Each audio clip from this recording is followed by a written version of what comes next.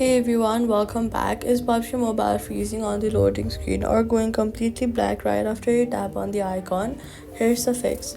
First, go ahead and force close the PUBG Mobile app completely from your recent apps. Then go to your settings and toggle airplane mode on for 15 seconds. Then turn it back off completely to reset your network connection. Since PUBG Mobile loads large resource files on launch and a broke connection session can cause the loading screen to stall indefinitely. After the connection restores, reopen your PUBG Mobile fresh and give it full 60 seconds before assuming that it's stuck. If it's still frozen, go back to your settings again and then go to General, then go to iPhone Storage and scroll to the list of apps and find PUBG Mobile, tap on it, then tap Offload app. After offloading it, go to your app store, search for PUBG Mobile and then reinstall it fresh from there.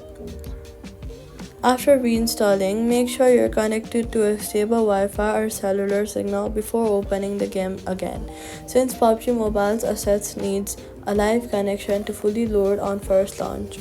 So all you've got to do is airplane mode reset, force close and reopen, offload and reinstall on a stable connection.